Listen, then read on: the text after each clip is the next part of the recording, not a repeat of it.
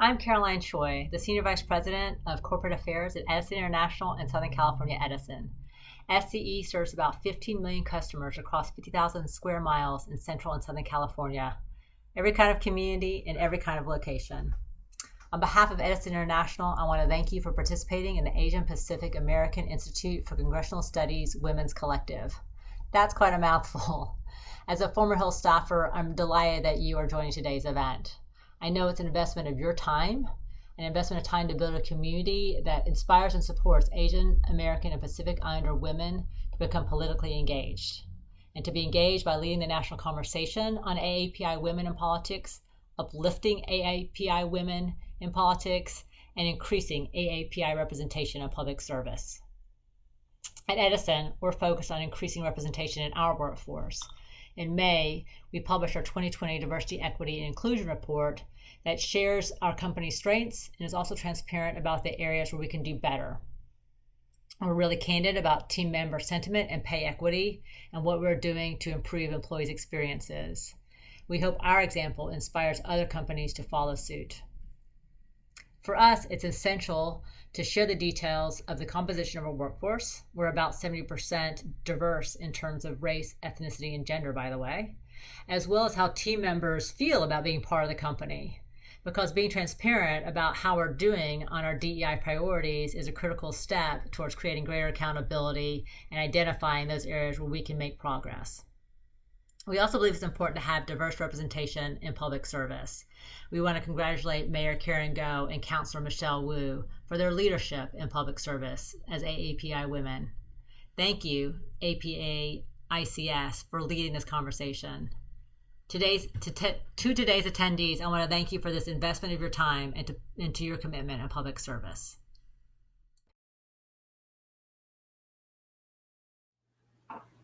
Good afternoon, everybody. My name is Irene Bueno, and I want to welcome you to the Apex Women's Collective Summit today and the panel, How to Run as a Woman of Color. We have an amazing group of women who are joining us today to share their stories. So let's get started.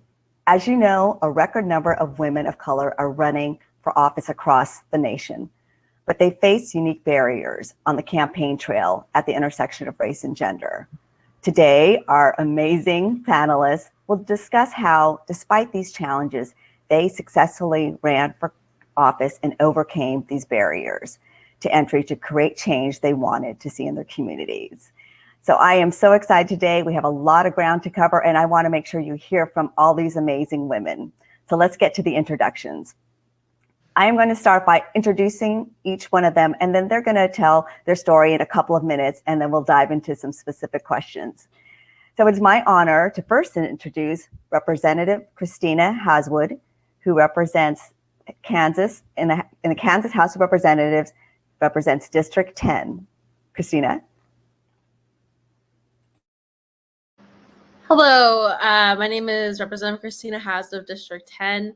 I am 27 years old, and I ran for office last summer when I was 26. I'm amongst the youngest, but not the youngest in the Kansas State Legislature, which is also a great breakthrough to our state house. A little bit about me and why I ran for office. I'm an Indigenous young woman from the Jeanné Navajo Nation originally, but I was born and raised in my community that I now represent, House District 10. I'm a proud product of our K-12 school systems. I also started my higher education in my district called University called Haskell Nations University.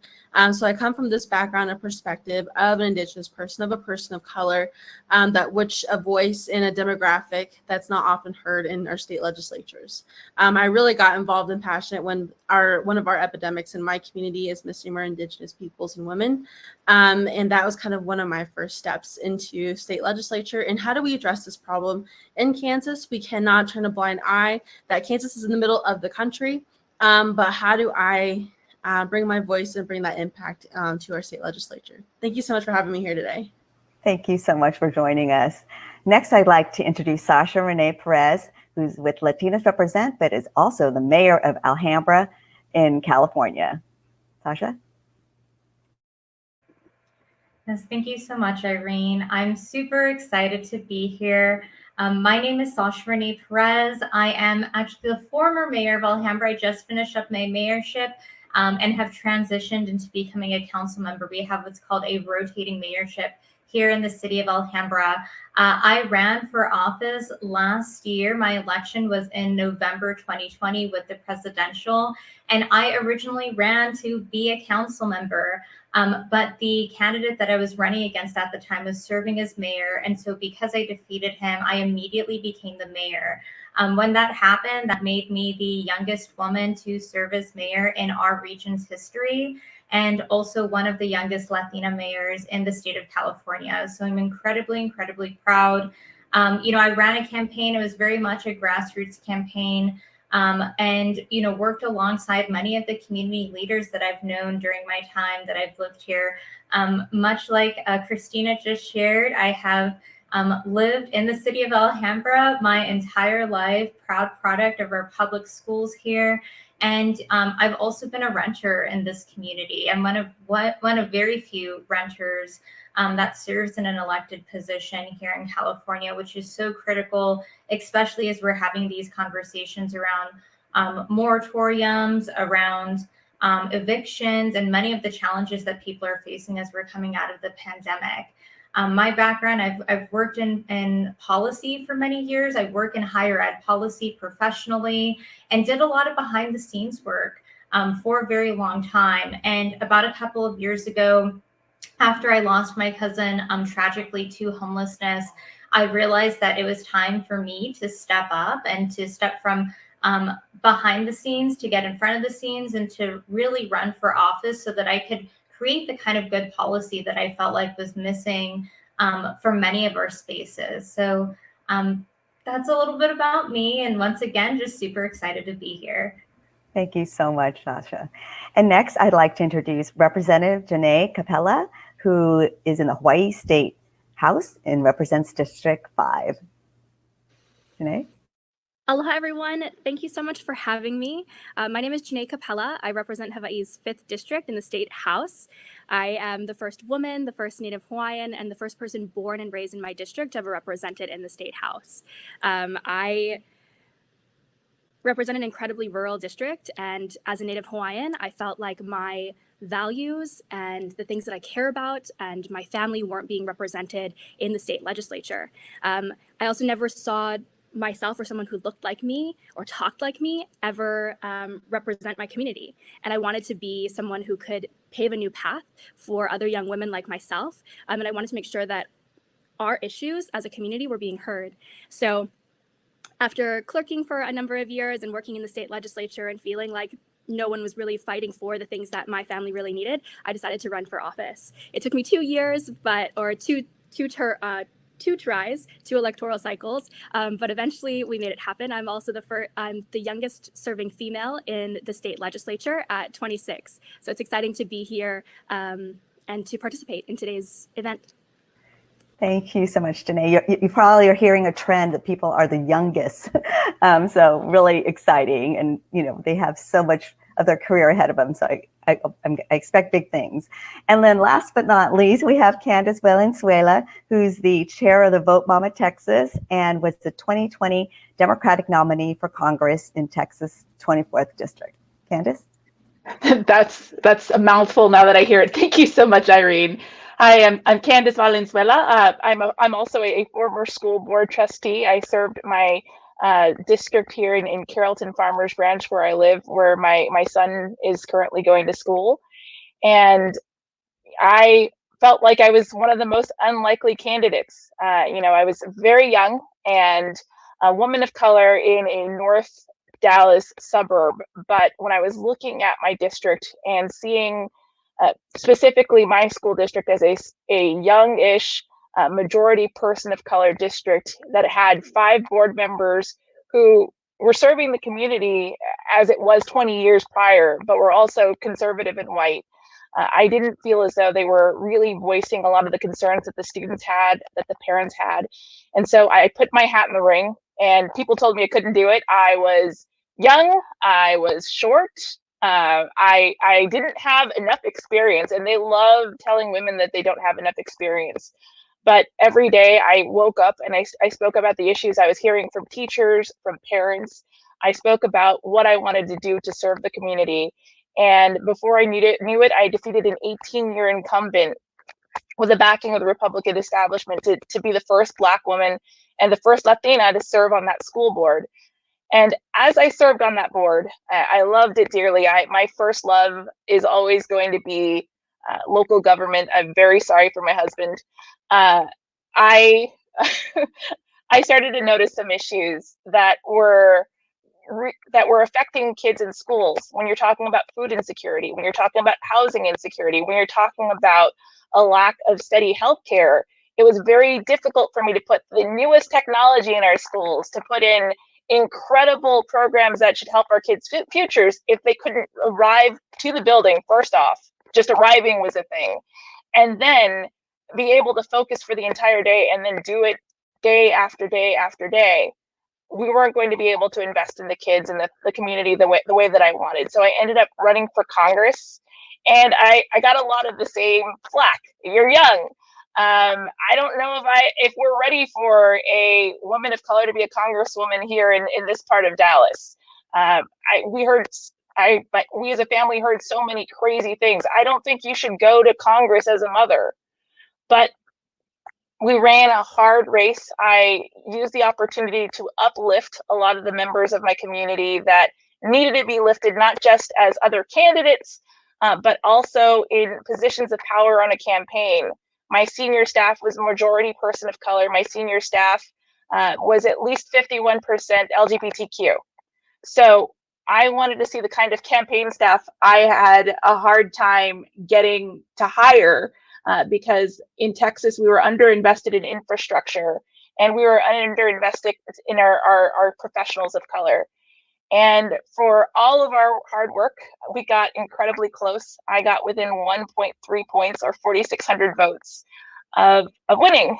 But a lot of the staff that I've helped to invest in, a lot of the people who invested in me, have gone on to work in other campaigns after never having been on a campaign before. For a lot of them have been successful. Some of them, young women just like you, are entertaining running for office after working as staff. And I think that it's incredible to be a part of investing in the future of Texas. Thank you so much, Candace. And your introductions were amazing. And, we had a set of questions that we're going to ask all of you, but I think that you addressed some of them. So I'm going to jump around a little bit. I hope that's okay. Maybe one of the things that you talked about, that you ran for a specific office because you identified a specific need or a specific passion. What are some advice that you would give to the people in the audience who may be thinking about running? I hope that they are, because it's scary, right? Because you get all these doubters out there telling you you're too young, you don't have experience, and all those things. What advice, just on that, what advice would you give to people if they're thinking about running, especially a woman of color? I'll start off with Christina. I'll just keep going in this order. I think one of my biggest advice, and this is probably just because I just graduated grad school last year, then got asked to run like a week before finals. And I have my master's in public health. So the pandemic was last year, and it was just, everything came together and I had to step up for my community. One of the pieces of advice, first was take care of yourself. A lot that we deal with on the daily basis is not only emotionally tolling, but also it can beat you up some days. So you really have to take care of yourself so you can serve your people, serve your community. Second advice that really kind of, when I got asked to run for office, I was like, are you crazy? Are you sure? Do you guys want to go down your list? And they're like, no, we want you to do it. And I was like, okay. And the biggest advice I got was, what do you have to lose? And this is me just coming fresh off of grad school. And they're like, my campaign manager was like, literally, you're 26. You just graduated grad school. You have a bright future and career ahead of you. You're already into, this politics and volunteering stuff. Like, what do you have to lose? You have to just put your head down for a couple months in the summer of the campaign season and, speak on passions that you already do in your free time. But this and running a campaign is a great opportunity to, bring other people on, to empower your community, to give that voice to people who don't have that voice. And like my campaign team, we're all under the age of 30 years old. I had a lot of high schoolers and middle schoolers who were helping and getting involved in my campaign and really having that outlet for them, and to really see that they have that voice. I'm really hoping to carry that to the state legislature. Thank you. Sarah? So I think one of the things that I recommend for folks that are considering running for office is first and foremost to sit down and have a serious conversation with your friends, your family, and also your place of employment. I know, especially as a young person, many of my colleagues are retired. I am not retired. Our council's what we call a part-time council. So this is not a full-time position. The city of LA, who it was right next to us, they are full-time council members, meaning that is their job. They get paid a full pay. We are paid a small stipend. There's no way that I would be able to live off of it. And so I have to balance those roles. So assessing that kind of responsibility that you're going to be taking on. And if you are going to need to continue working, I think having a conversation with your employer is incredibly, incredibly important. And, honestly, I was very happy that I prepared my boyfriend and my family so much for the throes of the campaign, because there are going to be moments where things are going really well, but you're working nonstop and you don't see them for all of a sudden 2.5 weeks have passed. And oh my God, I haven't gotten a chance to talk to my friends or go see my mom. And there's going to be other times when something devastating happens. And you just need somebody to cry to and somebody that you can console in. So I think that is one of the first things you should do. And the second thing is talk with your community. I think, having that kind of support is so critical and so important. Before I ran for office, I was very invested and involved in organizing locally. And I had been doing so already for about 3 years. And so when the time came and folks had been asking me for some time, but I kept telling everyone later, later, later. And when I finally decided that later was no longer going to be later, it was going to be now, I started just having conversations with folks to get their feedback, and also to let them know that I was thinking about throwing my hat in the ring. And I think having those kinds of strong community relationships made it so that when I chose to run, I already had a number of people that were excited to support me, excited to volunteer on my campaign, and I was able to just grow from there.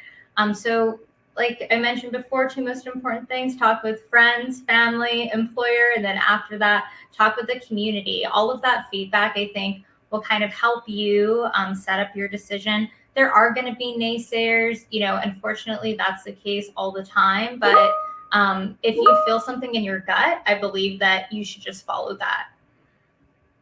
Thank you so much. Jeanné? I think there are so many incredible things that have already been said. So I'll try to find something new to add. I would say really connect to your why. Why are you doing this? Why are you passionate about what you're about running for office? What are you passionate about within your own community, so that you can always go back to that anytime those challenges arise in your campaign or in your career or in day-to-day life.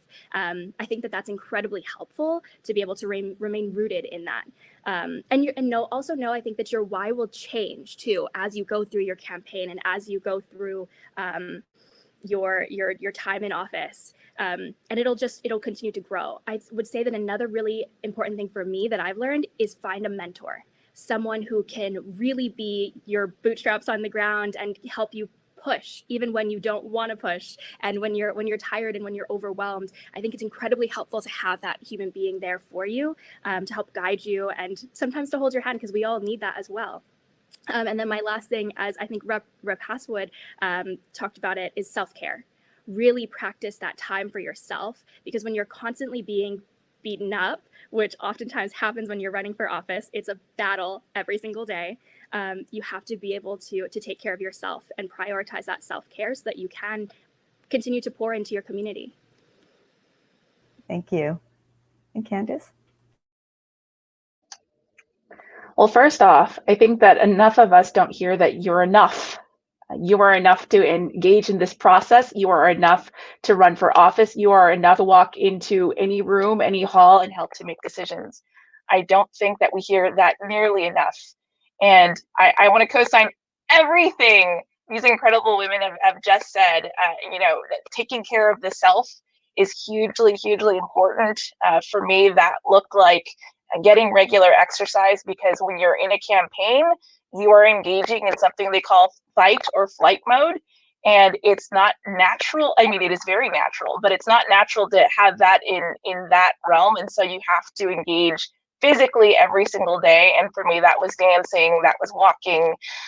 For me, mentally, that meant checking in with my family and being very honest with them about how I was feeling. I recommend, depending on the duration of the campaign, if you are running for a slightly bigger office, even if that's not something you've done before, you should get a therapist. We go to physical therapists when we need to deal with a physical injury, but we go with a trainer when we need to enhance our performance. And so if you want to think of a therapist as your brain trainer to help get you to the next level in engaging in campaign work, then go with it, because you're going to need a way to deal with all of the stuff coming at you, and your staff will not necessarily deserve abuse. Nobody deserves abuse. Your family won't deserve the abuse. Your dog doesn't need this today. So I highly recommend a therapist if you're engaging in a longer campaign, and just be very clear about your schedule with everybody around you. Make sure that if you do have a significant other, you block out, even if it's just a small piece of time on a regular basis during your campaign where it's just them. You're not on your phone. You're not talking to staff. You're not doing anything other than being involved with your significant other, your kids. And finally, make the ask. Invite people from your community, invite people from your family to contribute to the campaign, because they're not paying for a vanity project. They're not paying for you to feel good about yourself. They're paying for the investment that you're making in the community. You're inviting them in to save your community, to save your state, your country, your world. So when you're asking, don't think that you're taking something away from them. You're inviting them to share with you in this process. Thank you so much. And really, I appreciate all of you being really real and candid, because these are the real things that you have to think about. And I don't think other sessions that I've been to get this real. So I really appreciate that. And, people really, women on this call and are watching, or I guess others, really have to think about these things before they decide to run. At the same time, I don't want you to be so overwhelmed that you think that you can't do it. There are resources, there are things out there. So that's sort of gets to my next question. What were the resources that helped you run for office? Candice, you talked a little bit about fundraising. I know, like in my community, we don't always want to talk about money or ask people for money, but we have to learn how to do that, because you could be the best. I always say this, you could be the best candidate in the world, but if you don't have any money to get your message out, then, you're not going to win. So, what are some of the resources besides, fundraising? What other things helped you be successful? So starting again with Christina. Oh, I'm sorry. You know what? I want to check myself. I think that people should go with their titles, and maybe because I'm older, I call you Christine, but I really I should address you as Representative Haswood. It's okay. So you earned that title. You should ask people to call you by that. So you earned it. Thank you. In my situation with my race last year, the incumbent did not seek re-election, and she endorsed me, so I had that good graces. But I was in a three-way Democratic primary with two white men, and it was really interesting when, last summer a lot of social justice issues were, so anyways, with that environment, a lot of organizations that you think would support women, that say I'm going to support women politically, or PACs, they wouldn't support me. My race was considered too hot. So that was really an eye-opener, where, you look up these organizations that are supposed to be helping you. And, I went through grad school looking up to these organizations, and, when you need them, sometimes they're not there. So what do you do next? you keep on going, you keep on persisting, because there is going to be a lot of no-sayers. There's going to be a lot of people who are going to try to talk you out of it. I know a phrase I commonly heard was, "Are you sure you want to do this? Do you know how much you get paid?" Because in Kansas too, we're a part-time legislature, and we get paid like max 20 to 24,000 for the year. Being a state legislator, there's no on and off switch. Once you get sworn in, it's pretty much a 24-hour, 27 job, and people don't really understand that. I only get half a person during session 2, and it's just me, out of session. Other resources that helped me were definitely the young folks in my community who really believed in me, mainly like Kansas high school young Democrats. Kansas young Democrats were also there, but also more of my progressive policies like Sunrise Movement, and tapping into these organizations that do have that loud voice, that we share these same values, and young people who are like me, who want to see this fresh change of perspective of voice, and a person of color in the state legislature, a young woman, a woman with a public health degree. They really helped uplift me, and especially with funding, like fundraising. I have had one of the lowest amount of campaigns budget wise. It's really hard. It's still hard for me now to pick up that phone and do that call time and ask for money. It's still, really uncomfortable, but you really got to do it. And you really kind of have to get in the perspective that, yes, we need this money. And before I was into office, I had people even say like, "Who are you? Don't call me," or, they would just hang up. So that will happen. But, this time around, they're out and about and saying, "Oh, I know you." And I'm like, "I remember how you treated me last summer, but we're just going to move right along." So those are just a couple of the resources that really helped me. Thank you so much, Representative. Councilor Perez? So I think for me, the biggest resource that I had was really my network and many of the mentors that I had over the years. I mean, it was amazing to see how much of the relationships that I had built and all the people that I had worked with had just really come together to support me in such a really beautiful way. And I will forever, be incredibly grateful to each and every one of them, to the person that gave me $1.50 to the person that, maxed out and gave me, $5,000. Like it was a eye-opening experience. And, I think initially when I began fundraising and doing outreach, I was incredibly nervous. I had no idea what I was getting myself into. I had certainly done fundraising for other nonprofits. I serve on a nonprofit board for the Asian Youth Center, and have served on other nonprofit boards as well. And I had never fundraised for myself as an individual, and that's a whole different experience, right?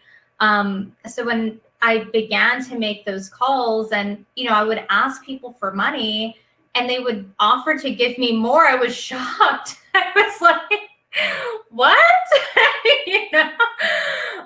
And I had a campaign manager who is also one of my best friends, and that's part of the reason I brought her on. And we sat down and I showed her my what we refer to as a love list. And if any of you watching are interested in running in for office, I encourage you to make a love list, which is basically a collection of every single person you've ever known in your life, from your best friends to your coworkers, to people you've served on boards with, to people you went to school with, to people you haven't seen since you were in high school or maybe middle school. And so, we collected all of that and put it together. And my campaign manager went through it, and she looked at me and was like, "We need to double all of these numbers. Like, you are not asking folks for enough funds." And having her there to tell me that was really important, because I certainly wouldn't have done it myself. And, because of her and really our partnership, and the network I had, I was actually able to outraise the incumbent. And I ended up being the lead fundraiser in our entire city. So, I do want to highlight that is incredibly rare, especially for women in general. It is incredibly hard to fundraise. And so myself and my former campaign manager have been working together to start a PAC to actually help to support other women, because we realize this has been such a huge challenge in running for office. It's one of the biggest challenges that folks face. But I do believe that much of that success had to do with the network and just the incredible mentors that I've had over the years that just really came through to guide me through this process and gave me a lot of very hard and very realistic advice. Thank you so much. Representative Kapela. There's so many great tidbits of advice that are being said on this call. I'm writing them down as we're going because I'm like, I'm going to use these things as well. I ran twice. So I would say that my first time running compared to my second time running, my first time I ran against a 5-term incumbent, and I came within 300 votes of beating this older white man. This is a man who told me to my face, you can't do what I can do. So those are the things that are also going to happen, I think, when you're running for office. But I would say that the biggest difference from the first time I ran to the second time I ran was know that you're not always going to win your first time, but the infrastructure that you build during your first campaign is so incredibly helpful when you run a second time. All of the signs that you've spent thousands and thousands of dollars to pay for are infrastructure that you have. And then the next time you fundraise, you're just adding on to that. And that's helpful. So I would say for me, that built-in infrastructure was really helpful my second time running for office. I would also say that utilize the things that we all have, like social media. I think that that's a really incredible tool that we can use.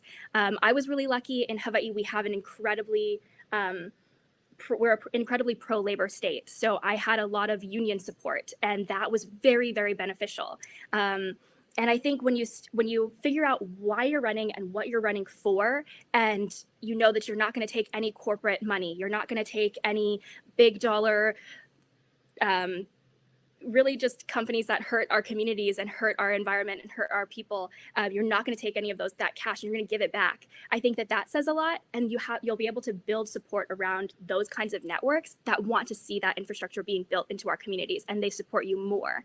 I also had a lot of young people help me my second time as well. So I think that's another trend that we're seeing. And I think social media and being able to pull in that younger generation of TikTokers and Instagram reel makers and being able to make politics fun and approachable is really important when you're building a new network of support. So those would be some of the things that I think are really, really helpful and really helped me. Thank you so much, Representative. Candice, do you want to say anything more about this? I would add that anywhere you've shown up, and I hope that you showed up significantly during 2020, should be a place that you can go back to get both financial support and volunteer support. Before I even thought of running, I was active with my party. I was active with my Indivisible group, as I was Indivisible, and oddly enough was starting up as I was starting in my journey toward running for office. And I was very surprised at the kinds of folks, the wonderful kinds of folks who would just jump in and volunteer, the kinds of folks I didn't expect had a ton of resources, would throw in a lot of money to help me to get my message out, to help me to make sure that I'm talking to folks. And if you have folks that volunteer or give money that already share interests with you, you don't ever have to feel like you're selling out. You want to approach all of the organizations that you believe in before they come to you.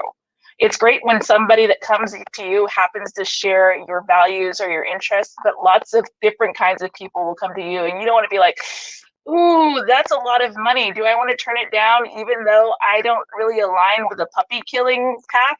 Like, it happens all of the time. So you need to make sure that you approach all those organizations you like. Some of them, and just like Rep Haswood experience, will say, oh, that primary is a little bit too hot. That primary or that organization or that race is a little bit too much for me right now. And that happened to me quite a bit. I had, I think, 5 other folks in my primary with me at one point, but I kept communicating with them because their values were values that I believed in. And even if I could deal with the personal rejection from them as long as we can continue to do the work together. And eventually they figured that out. And I was able to work with organizations that I wanted to, and they were able to give me money. So again, that sounded very transactional, but you always want to work with people that will never make you feel like you're selling out yourself or your community. Okay, thank you so much. Okay, I'm going to ask now specific questions, and we've been talking about social media. And Rep. Haswood, apparently, I haven't followed you, but I will now. But you have quite a TikTok following with several viral videos. What tips would you give to us to develop a strong social media presence for campaigns and life as an elected official? Funny story with my TikTok. It started off as a joke with my campaign manager and I. He's a year younger than I was, and I was like, "Well, we should do this thing." It's we're still on it like 5 hours a day, like decompressing. I just wanted to make fast videos that you can edit on the software system without going through YouTube and all that software editing, to condense important information like how to register to vote online and mail-in votes. It wasn't doing so great.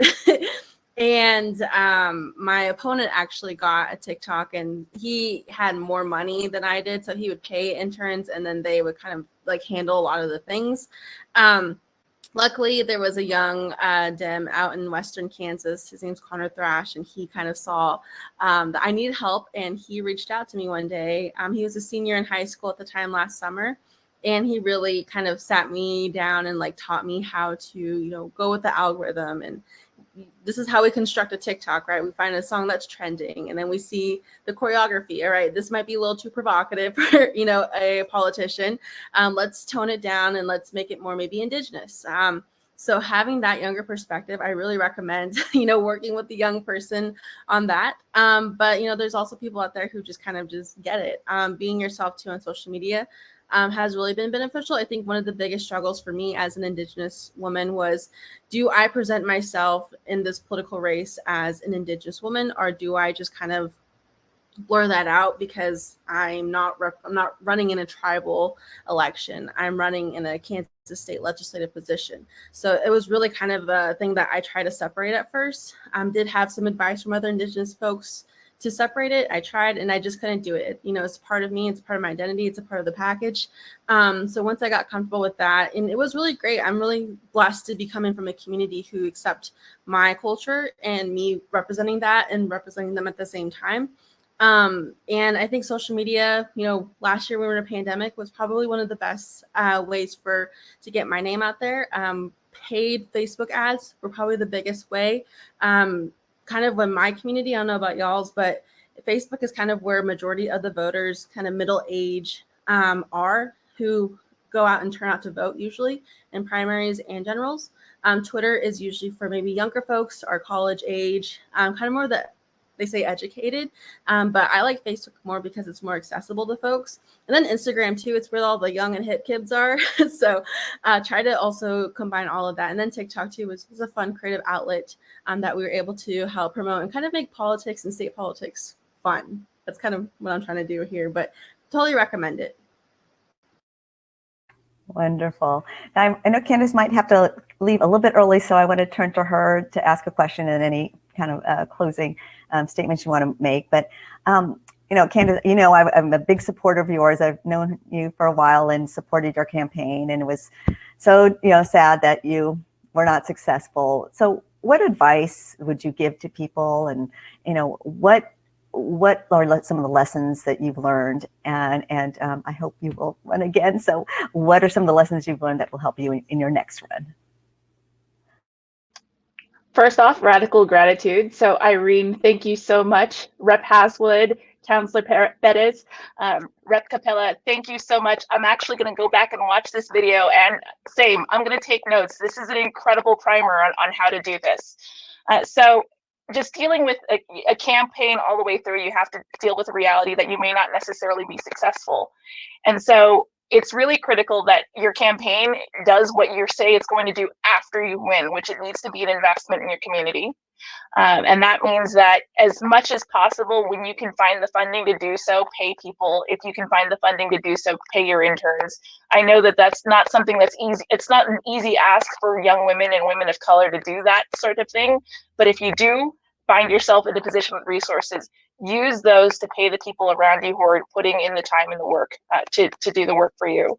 I would also add that if you are investing in your community, if you are making sure to engage in the self-care, then the process of winning when you need to get there and perform, and losing when you have to kind of pick up the pieces. And for me, when I lost, it wasn't just like, okay, now I'm going to sit in my bed and not do anything for a couple of months. I lost and I said, okay, now I need to thank everybody who contributed to me. And in fact, when you go and thank people, I think it was a lot more therapeutic than just completely cutting off from the campaign. I was able to ramp down the work gradually, and I was able to let folks know that I was thinking about them through the whole process. I wasn't just taking their time or their money and then running away with it.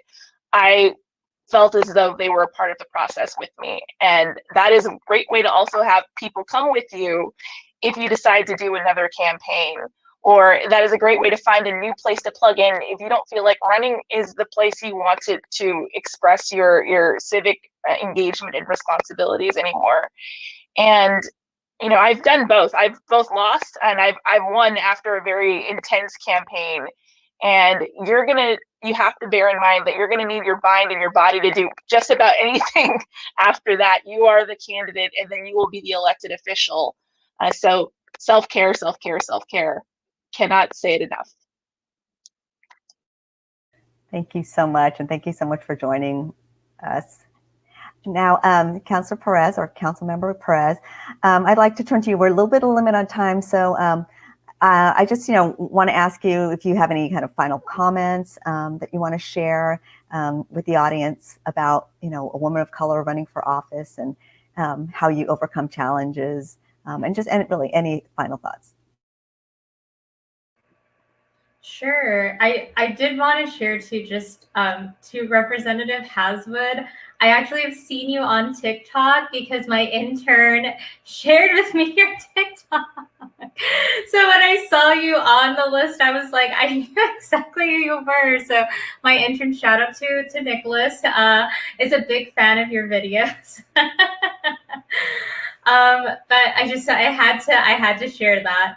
I would say as a woman of color running for office, I think one of the things that you just have to be prepared for, especially if, I am openly bisexual, I am working class, I'm a renter, and, there were a lot of attacks that were launched towards me. And I think that is something that women face, and we tend to face harsher attacks than men do, period. I've talked with my male colleagues, and while they have received some attacks here or there, it is just a very different environment for women. And so I think, as many folks have already referred to, is the mental health, making sure your mental health is well, that you are taking care of yourself is so incredibly important. And that just doesn't go for when you are running for office. That goes through until you are elected. I will be completely transparent. I'm very transparent when I talk about this.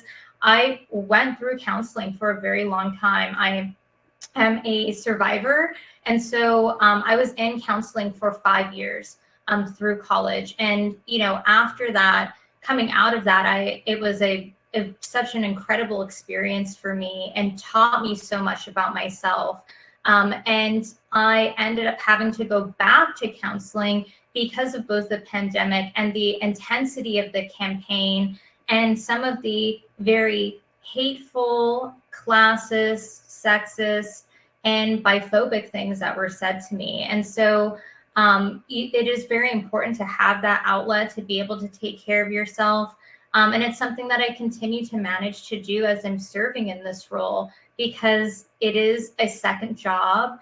It is a huge component of my life. And I have to make sure that I'm also balancing other things, that I'm, continuing to enjoy myself, to spend time, with my partner, to spend time with my family. And so I just can't emphasize that enough. And I don't think we talk about that enough, especially as other women, stepping into these roles. I do think we lead differently. I think we feel a sense of responsibility to the work.